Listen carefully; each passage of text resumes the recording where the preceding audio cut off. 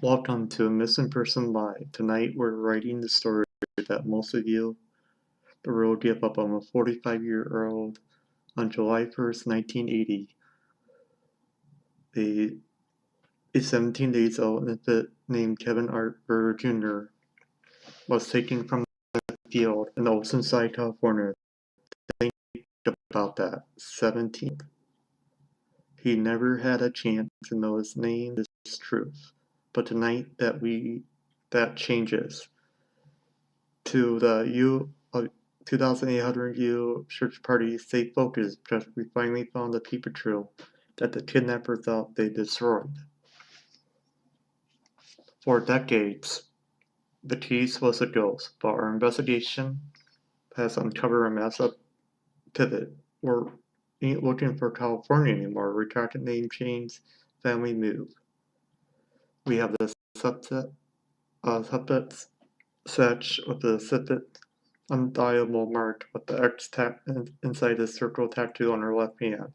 If you recognize this mark or live in Florida or California in the 1980s and 90s and knew a family named Mark, you are the key to this case. Tonight, this is interactive. Use the QR code on your screen to submit leads. There is a $10,000 reward on the case. And for information that brings Kevin home. Before we dive into this evidence, I want you to look at the face of this case. Watch this look at the age of Justin and see if you recognize the man who grew up from that 17-day-old baby. The search party. Let's go to work. The reason why I created this show to bring people home. This is my first Missing Person Alive interactive TV show. My major goal is to help find Kevin Arthur Jr. and bring awareness of a missing United States Navy sailor who had been missing.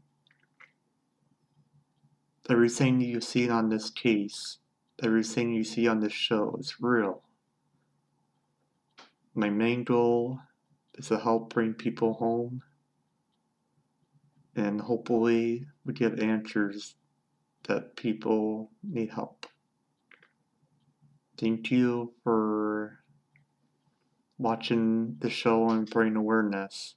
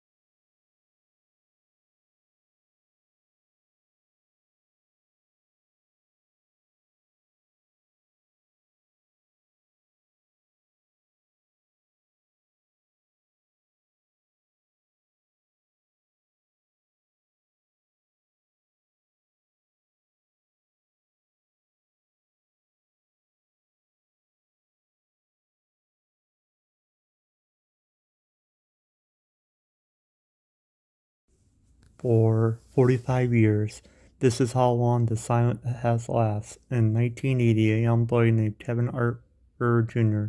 vanished from Oakside, California.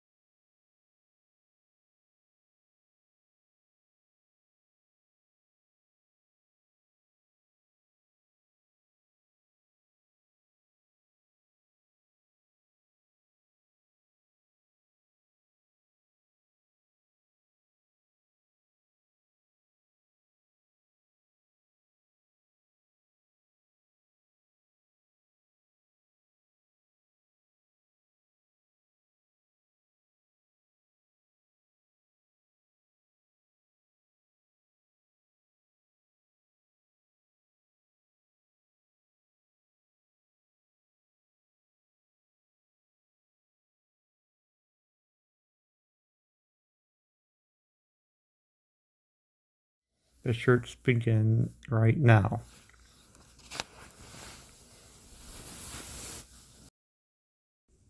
For 45 years, this is how long the silence has lasted. In 1980, a young boy named Kevin Arthur Jr.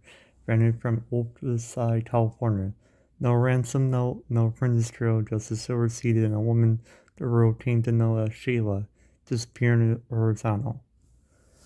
My name is David Hooker, and this is Missing Person Live.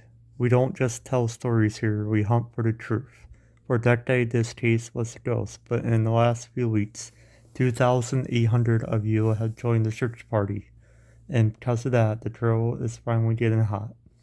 We stopped, wanted for answers to come to us, we're going out and finding them ourselves. This week, we broke the case wide open. I have uncovered a paper trail that law enforcement missed nearly half a century, from birth index to South Diego to a secret paper trail leading straight to the heart of Florida. We have a name, Murdoch. We have a connection, and tonight I'm going to show you exactly how these documents prove that the person who took Kevin may be hiding in plain sight. Look at this face. Look at the tattoo on her arm. Someone somewhere is sitting across the table from this woman today.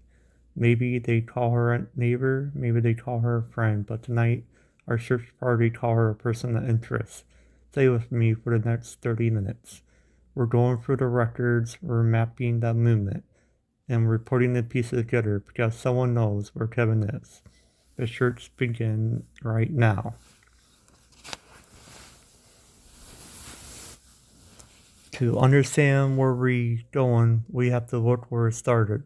July 1st, 1980, North County, San Diego. This woman, Sheila, didn't just stumble upon the family. She was scouting. We have real house record from her home complex. She was seen there for days, posing a helpful neighbor. She was looking for a Bishop profile, a young military family with a newborn. She knew the father, Kevin Sr., was an active duty Navy. She knew when he will be gone. This wasn't a crime opportunity, this was a tactical strike.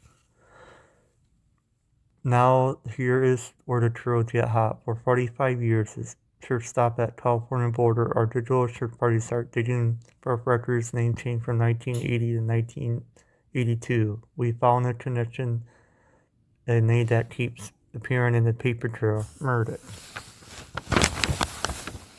We follow that name from San Diego, flying straight across the county in Central Florida, which there around Medill Air Force Base. We believe Shelley didn't disappear. She was located in a new military community where she could blend in.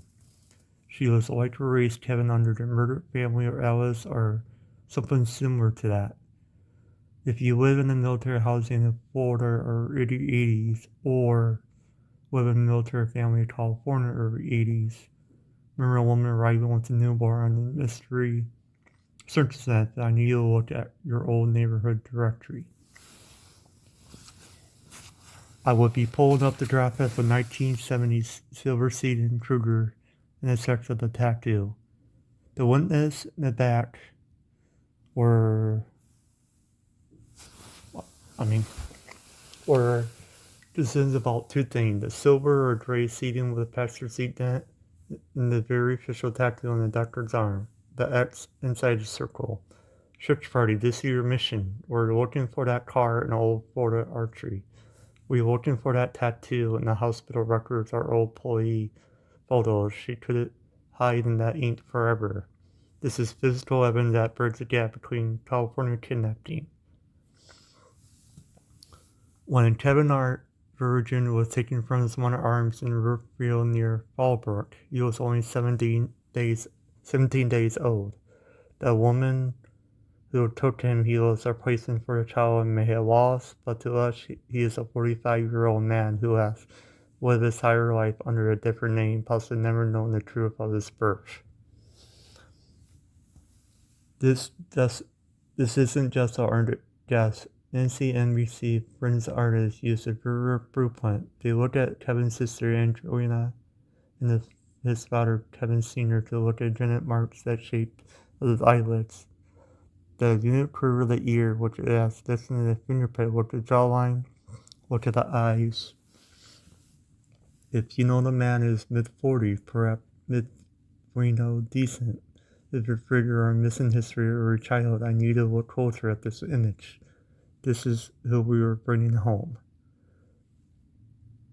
In our search through San Diego record, we found that Shayla targeted at least 30 different military families at the Sterling Home complex. She was specific. She wanted a baby under 6 months old, part if we know. She was calculating. Our digital search party that began scouting 1980 house records and the neighborhood association. We know she was driving a gray silver sedan, possible 1975 Cougar. Does that car ring the bell in your family history?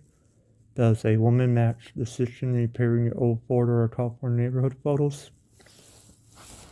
And Kevin, if you're out there, you're watching this, and something about this story feel familiar, or story you were told about your birth doesn't quite add up, or a feeling that you don't belong where you are, we want you to know that your family never stopped looking. They are still in the Oceanside. They're still waiting. You have a sister who's been her life wondering where you are. We are here to help you find a way back. There is a FBI is offering a $10,000 reward on this case. So this is a missing person live. Let's bring Kevin home to his family. Search party. You just heard the evidence. The name change emerged in Troy County. This is the theory. It's on the documents. Now look at the woman who made it happen. This such as Shayla. She was seen in a silver sedan in 1980. But here's the detail to break the case. The tattoo, a small X inside a circle on her left hand. To 2,800 of you watching, I need you to share this image in every community group you know. Someone knows this woman. Someone remembers a family that appears out of nowhere in 1980 and 1990. Scan that QR code on your screen right now. That is 10,000 reward is real, but your tip could be the thing that ends this 45 years mystery.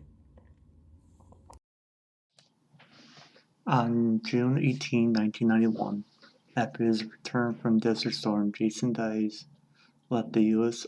Horner in San Diego to travel a new day station in Florida. On the same day, he phoned a relative and let them know he was sending them a package.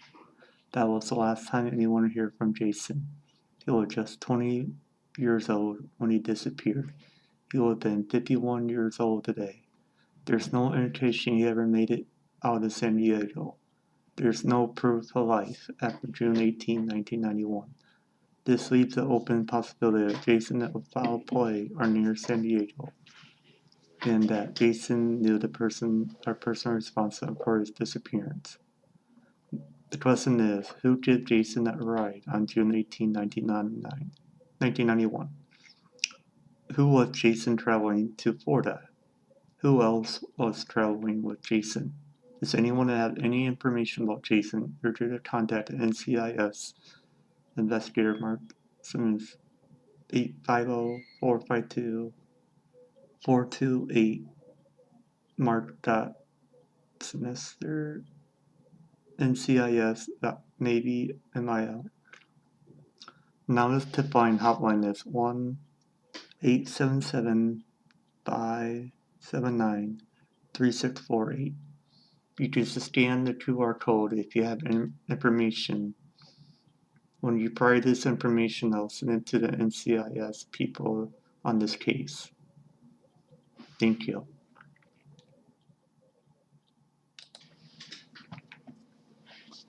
Kevin, if you're watching this,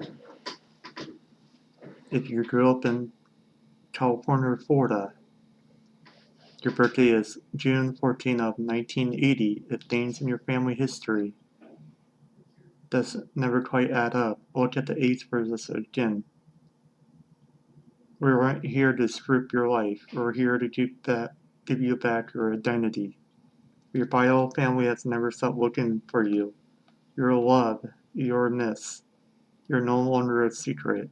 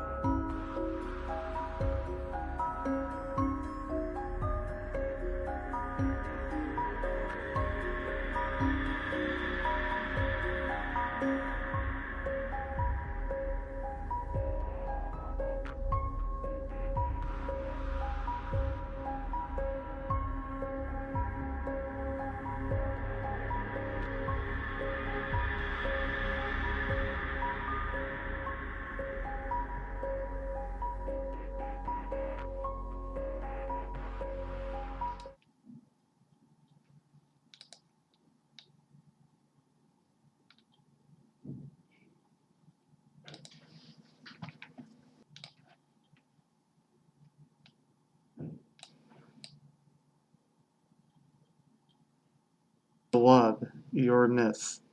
You're no longer a secret.